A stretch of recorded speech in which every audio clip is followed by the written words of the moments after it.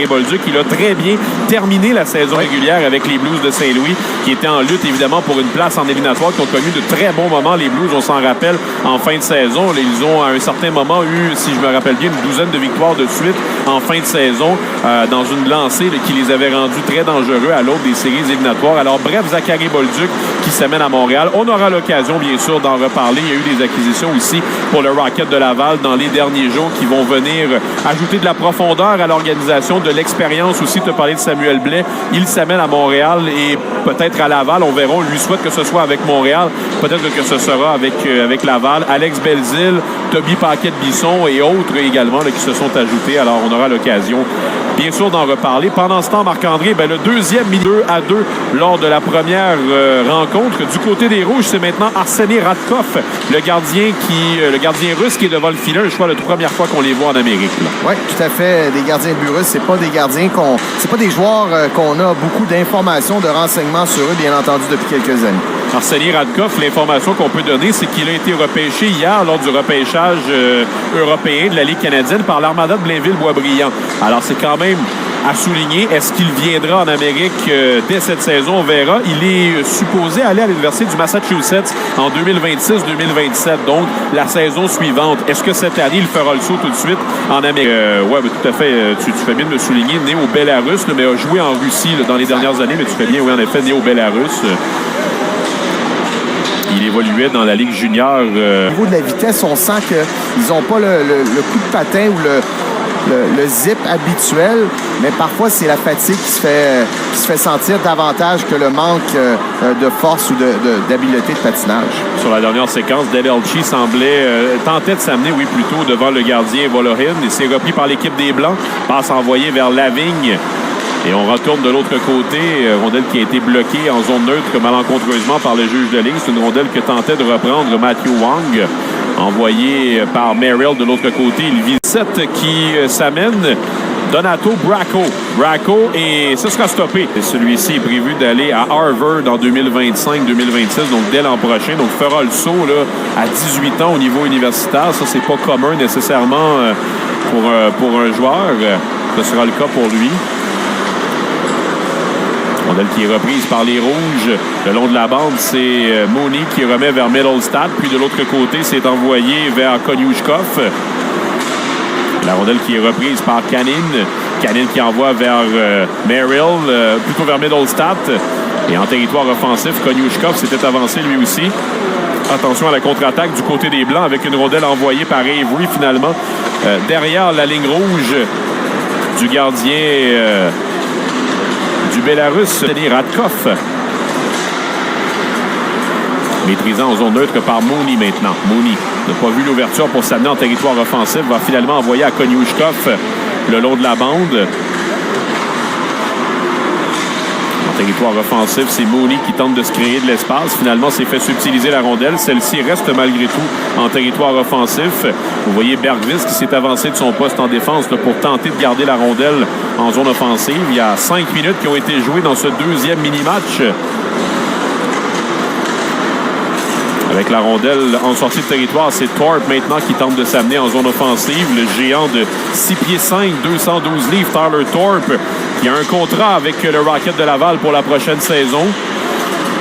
Il va s'amener au niveau professionnel.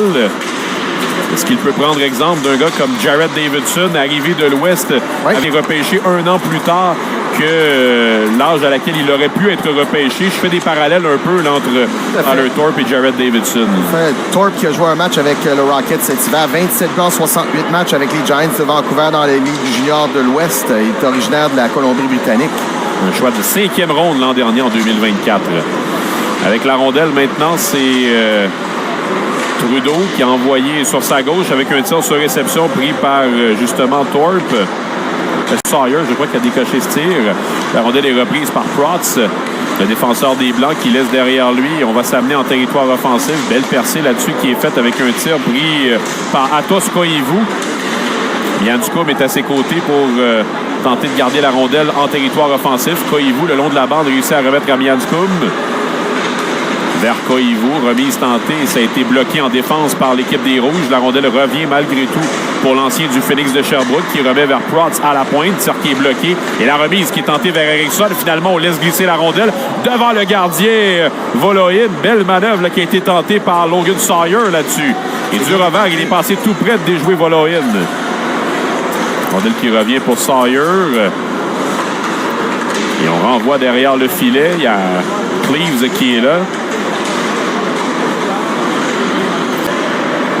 Une sortie de zone qui a été ratée. Sawyer reprend la rondelle pour les Rouges. A remis vers Konyushkov. Il lui a tenté sa passe. Ensuite, ça a été finalement sautillant. Là, la rondelle qui a dévié, qui est allée dans les airs. Ça a été une réception de passe, donc difficile. On va revenir pour une deuxième tentative en attaque du côté des Rouges. Protz a barré le chemin à Middlestat. Rondelle qui est reprise par Hage. Hage manœuvre avec la rondelle en territoire offensif. Il a laissé sur sa gauche vers Harris. Rondelle qui revient vers le devant du filet. Hage n'a pas pu se remettre sur son côté fort pour tenter un tir. Rondelle qui est le long de la bande, tout près de la ligne bleue. Elle sera reprise par Hage. Hage en territoire offensif. Du revers tente de remettre. C'est finalement réussi vers Lavé. Puis vers Handel. Handel maintenant qui envoie derrière avec un tir sur réception qui a été décoché là-dessus. C'était capitaine lors de sa dernière saison avec l'équipe. Il a conclu en 2022 avec l'Armada. Lavigne a tenté de prendre un tir après la mise en jeu. Ce sera finalement récupéré par les Rouges avec une sortie de territoire pour McNeil. Choix de 6e ronde, 189e au total. Il a laissé la rondelle pour son partenaire Canine en territoire offensif. C'est remis ensuite vers Bergvis qui lui perd la rondelle et ce sera repris avec une contre-attaque de Josh Avery. En territoire offensif, Avery a tenté de remettre. Ça a été quelque peu laborieux. Finalement réussi à remettre pour Handel. Rondelle qui revient vers Avery. Avery, du haut des cercles, tente un tir et c'est bloqué par Radkoff. Gardien de but. Entraîneur invité, dont Corey Chevry, entraîneur-chef de la victoire de Montréal au niveau de la LPHF. Jonathan Ferland, Alexandre Jacques, là, qui sont avec Drummondville et Blainville-Boisbriand. Il y en a d'autres aussi là, qui ont été invités à se joindre au groupe. Mais on donne la chance à des entraîneurs qu'on a peut-être sur notre radar ou de qui on a eu de bonnes discussions. Peu importe comment la connexion s'est faite, mais c'est des entraîneurs qu'on a envie d'avoir dans notre entourage du côté du Canadien pour la semaine. Oui, et c'est des entraîneurs qui ont peut-être développé une expertise à développer un aspect chez les joueurs. Et comme c'est un camp de développement, bon, on se dit cet aspect-là, on va inviter cet entraîneur-là pour apprendre de cet entraîneur-là et que cet entraîneur-là puisse enseigner à nos joueurs. Avec la rondelle, c'est repris par Trudeau qui tente un tir, c'est bloqué par Vola. Premier abord, là, on pourrait peut-être les mélanger en se disant deux gardiens qui évoluent en Russie, là, mais le profil n'est pas le même là, pour les deux gardiens. Ouais, exact. C'est deux chemins différents, c'est deux routes différentes. Rondelle qui est reprise par les Rouges. Toujours pas de but. Marc-André dans ce deuxième mini-match jusqu'à maintenant. Entrée de territoire qui est faite. Lancé qui est pris. Ça a raté le filet de Volohin. Ça revient pour Sawyer au haut du cercle de mise en jeu. Laisse pour Middlestat. On envoie vers Mooney. Belle fin de la part de Mooney qui a voulu se ramener sur son côté fort. Finalement, de justesse, été arrêté par le numéro 79, Cooper Cleaves. Belle passe de Mooney sur cette séquence du revers dans son dos. Il a rejoint un coéquipier dans l'enclave. Bergvis vers Mooney, puis vers Sawyer à nouveau. Sawyer le long de la bande, toujours en territoire offensif. Cette fois, il est face à Aiden Popanakis. Popanakis, on le voit lui aussi, un bon gabarit, là, 6 pieds 5 et 203 livres. En fait, je dis bon gabarit, très bon gabarit à 6 pieds 5 à 18 ans. Là. C'est un attaquant format géant qui évolue avec deux équipes dans la Ligue de l'Ouest. Il évolue avec Kelowna. Au cours de la période des fêtes, il a finalement obtenu 19 points en 32 matchs avec Kelowna en fin de saison. A conclu. Le match progresse. À certains moments, dans le premier match, il apparaissait gêné un peu. C'est normal, c'est son premier match blanc contre rouge. Voyons voir si, durant le match, il peut progresser. C'est repris à l'arrière par Lavigne qui a envoyé sur la droite. C'est Miandukum avec la rondelle. Miandukum qui évite un premier joueur en territoire offensif en fond de zone. Il envoie à Lavigne à la pointe et on circule de l'autre côté. La rondelle qui est maintenue par les Blancs avec Handel.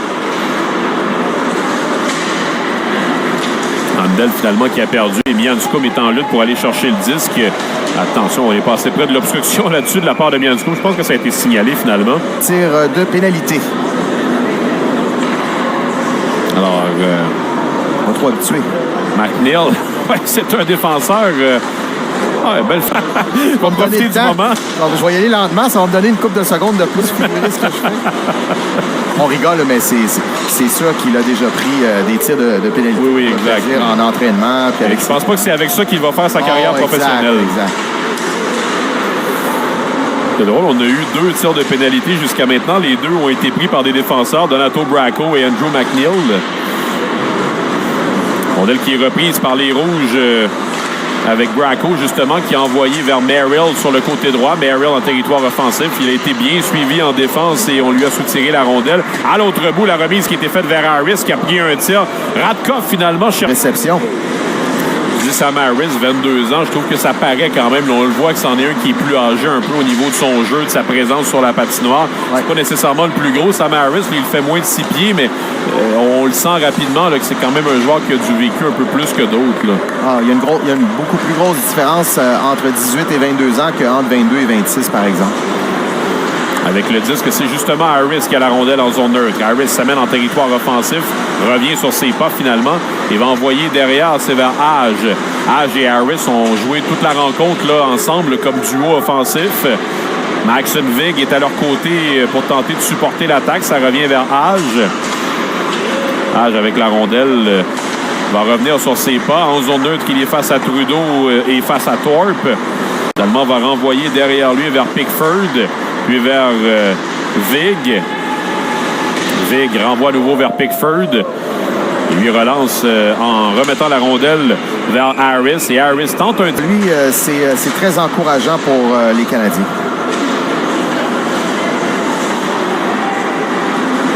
On a une reprise par les Rouges après la mise en jeu. Et Eriksson, finalement, va renvoyer du revers pour McNeil vers Eriksson à nouveau. Eriksson, il est avec McNeil et Mooney en territoire offensif. Remise vers McNeil qui lui aurait souhaité remettre à Mooney de l'autre côté. Il était un peu seul, Mooney. Finalement, rondelle revient devant lui. Et Mooney prend un tir bloqué par Volohin. Bel arrêt de la part du gardien russe. Sur Mooney là, qui a pris un tir sur réception sans avertissement dans l'enclave. Disque envoie de l'autre côté vers Lavigne. Passe soulevée tentée vers Handel. Handel revient sur ses pas. Vers Gorionov. Gorionov vers Handel devant le filet. C'est arrêté finalement par Radkoff. Ce sera repris par l'équipe des Rouges en contre-attaque avec Sawyer qui s'amène en zone offensive. Sawyer, belle feinte et revient vers le devant du filet. A voulu remettre ensuite et sa remise a été complétée, mais on n'a pas pu prendre de tir dans le cas de Makar Kanin. Choix de 7e ronde en 2024. Kanin, 210e, donc dans les derniers choix là, de la Ligue junior en Russie.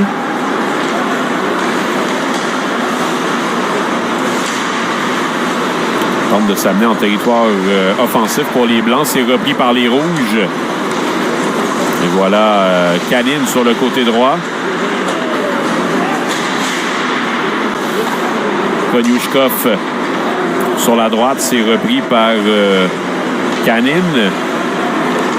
On ne l'a pas vu à outrance. Finalement, Marc-André Konyushkov, là, rien de négatif, mais rien non plus là, qui a sauté aux yeux particulièrement. J'avais hâte, moi, honnêtement, de le voir. Je sais que c'est seulement un petit match simulé du mois de juillet. Il faut prendre ça avec des pincettes, mais on ne peut pas dire nécessairement là, qu'on l'a vu à outrance. Pas négatif, sauf que dans son cas, il a 23 ans. Il aurait dû ressortir un petit peu plus. Il a joué dans la KHL l'an passé, donc un niveau de loin supérieur à la grande majorité des joueurs qui sont sur la patinoire actuellement. Donc, il faudra voir peut-être au mois de septembre si au camp des recrues du Canadien, il se démarque davantage. Je ne sais pas s'il pourra venir même au camp des recrues de par son compte. En fait, je suis quand même surpris qu'on le voit au camp des recrues. Là.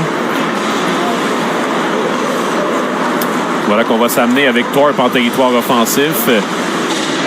Finalement, a perdu le disque. Il s'est repris par Hage en contre-attaque. Va s'amener en territoire offensif. Toujours 0-0 ce duel. Hage avec le disque. Manœuvre toujours en zone offensive. Finalement, la rondelle reste avec lui. Il va remettre derrière à son défenseur Cleaves. Il a tenté un tir et la rondelle sera reprise par les Rouges avec Thorpe qui laisse derrière lui. Thorpe vers Bracco, vers Thorpe.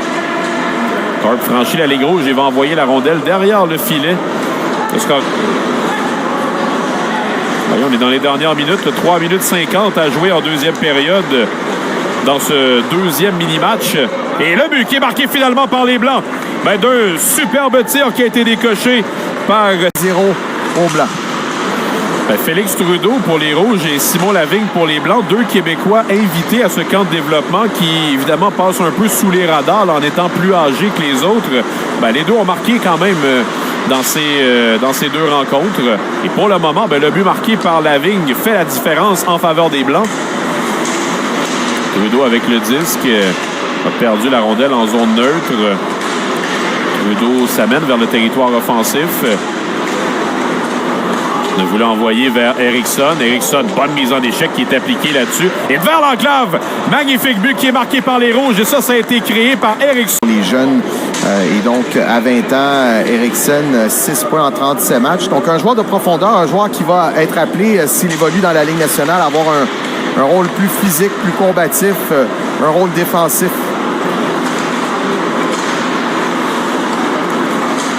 1-1, donc on est de retour à la case départ dans ce match où l'égalité revient, l'égalité qui a persisté pendant la majorité de cette deuxième rencontre. Là, les Blancs venaient de marquer, mais quelques secondes plus tard, les Rouges ont créé l'égalité. Et ce sont deux Québécois qui ont marqué, Simon Lavigne et Félix Trudeau. Rondelle reprise par Mooney en territoire défensif pour les Rouges. En zone neutre maintenant, Mooney s'amène en zone offensive, a remis sur sa gauche. Passe ensuite tentée par Bergvis. On a fermé l'espace du côté des Blancs pour l'empêcher de compléter sa passe. Mooney en coin de patinoire tente de remettre. Et la remise qui a été faite finalement, qui a été prise, qui a été bloquée par Volohin. En contre-attaque, voilà Goriounov pour les Blancs qui s'amène. Popanekis est avec lui en zone offensive. Goriounov avec la rondelle, laisse vers Popanekis. Celui-ci perd le disque et ça va revenir à Cleaves en territoire neutre. La mise vers Protz maintenant. Défenseur Protz qui va d'une belle feinte contre Thorpe pour s'amener en zone offensive. Vers Popanekis, le long de la bande, en coin de patinoire. Goriounov est à ses côtés. Popanekis réussit à remettre à Goriounov. Ça va à Cleaves derrière. Cleaves avec la rondelle. Tente un tir bloqué en défense ou possiblement par Radkov. Dans tous les cas, la rondelle est restée en territoire des Rouges. Et c'est Cleaves là, qui tente de créer de l'attaque à nouveau. Finalement, la rondelle sera reprise par les Rouges. Et il y aura contre-attaque pour Thorpe. Tir qui est pris, le but qui est marqué par Tyler Thorpe qui a semblé. C'est les Rouges donc qui mènent ce mini-match alors qu'on approche de la conclusion. Les Blancs qui vont d'une contre-attaque. On s'amène en zone offensive. Tirer le gardien de but du côté des Blancs. Oui, exact. On est maintenant à 5 là, du côté des Blancs. Et c'est là-dessus que ça se termine. Qui va être repris le premier par les Blancs là, avec Sam Harris qui s'amène. Harris face à Radkov. De l'autre côté maintenant pour les Rouges, c'est Makar Kanin qui va s'amener. Kanin face avec Van Ags. Kanin prend bien son temps finalement. Et là, c'est Popanekis qui va s'exécuter pour les Blancs. Il sera face à Alexis Cournoyer. Et le but qui est marqué par Aiden Popanekis. Spokane et avec Kelowna. Voilà Bogdan Konyushkov, le défenseur russe. Et Konyushkov qui a... Il a perdu contrôle. Et voilà maintenant Carlos Handel pour les Blancs. Handel. Et bel arrêt qui est effectué pour les Rouges. Voilà Tyler Thorpe qui va s'exécuter cette fois-ci face au gardien des Blancs avec Van Ags. Et le but qui est marqué par... Jouer les gardiens de but. Pickford s'amène maintenant. Et contre Alexis Cournoyer qui a fait l'arrêt face à lui. Voilà maintenant Sawyer du côté des Rouges. Sawyer et l'arrêt qui est blanc à venir s'exécuter. Il sera face à Radkov. Koivu contre Radkov. Et belle fin de la part d'Atos Koivu qui marque. Très bon passeur, LG Mooney. De quoi a-t-il l'air en tir de barrage? Oui. Mooney qui s'amène. Et Mooney qui marque contre Mikus.